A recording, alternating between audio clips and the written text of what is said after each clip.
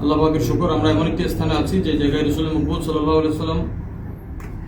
আলাইহি ওয়াসাল্লাম বদরে যাওয়ার পথে এবং খাইবারের পথে, খাইবার থেকে ফিরতি পথে এবং হজ্জতুল বিদার সময় মক্কাতুল মুকাররমার এই রাস্তায় যতবার হুজুর সফর করতেন, এই জায়গাকে হুজুর আরামের জন্য হুজুর ব্যবহার করতেন।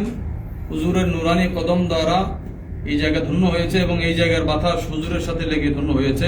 আল্লাহ পাক সেই বাতাস আমাদের গায়ে এখন লাগছে, আল্লাহ যেন সেই ফজিলত আমাদেরকে দান করেন। আমিন। আমরা যে মসজিদে আছি, আকসার মানুষ, প্রায় মানুষ এখানে আরেকটি বড় মসজিদ আছে, এটাকে শরফুর রোয়াহা বলে, সেই জায়গায় অবস্থান করে। তবে এই জায়গার ব্যাপার হযরত আব্দুল্লাহ ইবনে মাসউদ রাদিয়াল্লাহু তাআলা, হযরত আব্দুল্লাহ ইবনে ওমর রাদিয়াল্লাহু তাআলা এটাকে শনাক্ত করেছেন যে এই স্থানে হুজুর করিম সাল্লাল্লাহু আলাইহি ওয়াসাল্লাম নামাজ পড়তেন এবং এই স্থানের আশেপাশে আগে এবং পরে অনেক জায়গায় হুজুর ফজর পড়েছেন, কোথাও আসর মাগরিব একসাথে পড়েছেন, কোথাও এশা পড়েছেন।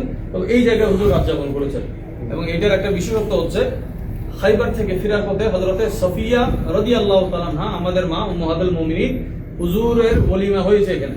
সুবহানাল্লাহ। হযরত সফিয়া রাদিয়াল্লাহু তাআলা ওলিমা হয়েছে এখানে। হুজুর নবীয়তুল জাহা ওনাকে এত মহব্বত করতেন, এই জায়গা থেকে ওঠার সময় হুজুর নিজের হাঁটু মোবারক গেড়ে হুজুরের কদম সামনে দিতেন। হযরত সফিয়া রাদিয়াল্লাহু তাআলা হুজুরের পায়ের উপর, পা মোবারকের উপর, কদম পাকের হাঁটু মোবারকের উপর পা রেখে উঠতেন। সুবহানাল্লাহ, আল্লাহু আকবার। এবং হযরত সফিয়া রাদিয়াল্লাহু তাআলা আনহার ওলিমার এখানে ব্যবস্থা করেছেন।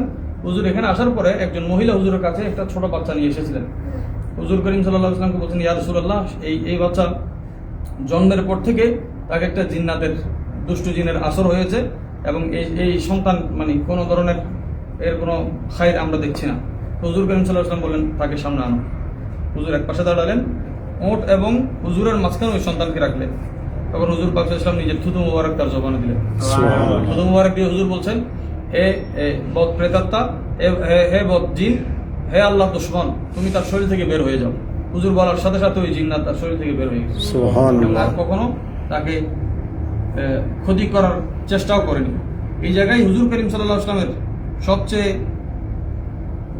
যেটাকে হুজুরের সুখ দুঃখ বলা হয়, হুজুর তো দুঃখ থেকে পাক। আল্লাহর হাবিব হুজুর সাল্লাল্লাহু আলাইহি ওয়াসাল্লাম যে সবরের মহল কাটিয়েছেন, যেমন মা আমেনা রাদিয়াল্লাহু তাআলা আনহাকে দাফন করার পর থেকে হুজুর যার সাথে বেশি সময় কাটিয়েছেন তিনি হযরত উম্মে আইমান রাদিয়াল্লাহু তাআলা। উম্মে আইমান রাদিয়াল্লাহু তাআলা আনহা হিজরতের সময় মক্কা শরীফ থেকে এই রাস্তাকে ব্যবহার করেছেন। তিনি এখানে বলে যে আমার কোনো সামান নাই, আমি মদিনা শরীফের দিকে হিজরতের রওনা করলাম। এই জায়গায় এসে আমি পৌঁছার পরে প্রচন্ড আমি তৃষিত হলাম, কিন্তু আমার কাছে এমন কোনো সামান নাই যে খাবো, পানি নাই যে পান করবো, এবং এখানে কূপ আছে কিন্তু আমি কোনো একটা জিনিস নিয়ে নেওয়ার কোনো ব্যবস্থা আমার নাই। হঠাৎ করে তিনি একটা আওয়াজ শুনলেন। আওয়াজ শোনার পরে হযরত উম্মে আইমান রাদিয়াল্লাহু তাআলা আসমানের দিকে তাকালেন। উম্মে আইমান রাদিয়াল্লাহু তাআলাকে এতটুকু আমরা চিনতে পারি যে হুজুর করিম সাল্লাল্লাহু আলাইহি ওয়াসাল্লাম যদি মা আমেনার পরে কাউকে মা ডাকে, একটা ফাতেমা বিনতে আসাদ মাওলা আলীর মা, আর একটা হযরত উম্মে আইমান রাদিয়াল্লাহু তাআলা। তিনি উপরে তাকানোর পর দেখতেছেন আসমান থেকে একটা রশি দিয়ে বালতি নামিয়েছে। সুবহানাল্লাহ। এই বালতি দিয়ে ওনাকে এখান থেকে পানি উঠানো হয়েছে, তিনি ওখান থেকে পানি পান করলেন। উনি বলেন, আমি এই জায়গা থেকে পানি পান করার পরে আমি আর আজীবন মত পর্যন্ত কখনো উনি তৃষ্ণার্ত হন না। সুবহানাল্লাহ। এবং উনি প্রচন্ড গরমে রোজা রাখলেও পানির তৃষ্ণা ওনার পেত না। হুজুর এখানে এসেছেন, এখানে হুজুর হাজত করবেন, হাজতের কোনো জায়গা নাই, কোনো পর্দা নাই। এখানে 3টা খেজুর গাছ ছিল দূরে দূরে।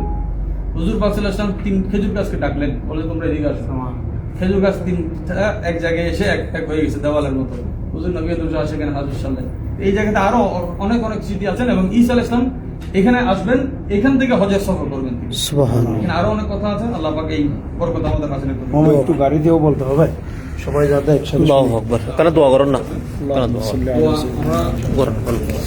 আল্লাহুম্মা আমিন। রব্বানা যালামনা আনফুসানা ওয়া ইল্লাম তাগফির লানা ওয়া তারহামনা লানাকুনা মিনাল খাসিরিন। আমিন। আল্লাহ এই বরকতময় স্থানে আমাদের হাজিরিকে কবুল করুন। আমিন আমিন। যা কিছু আলোচনা হয়েছে আল্লাহ এগুলো আমাদের জন্য, আল্লাহ এই আলোচনা ভিত্তিতে আমাদের জ্ঞান গরিমা বৃদ্ধি করে দেব আল্লাহ। আমিন। আরো কিছু জানার সেই জ্ঞান গরিমা আমাদেরকে দান করো। আমিন। আমার হায়াত তয়্যিবা দান করো। আমিন। সকল হুজ্জাজ ইকরামদের সুস্থ শরীর, হায়াতান তয়্যিবা এবং আল্লাহ ইজ্জত, আজমত, হুরমতের জিন্দেগি দান করো। আমিন। আল্লাহ এই মকানে বারবার আসার তৌফিক দান। আমিন। আমিন। বিহাক্কি শাহাদাতি লা ইলাহা ইল্লাল্লাহ।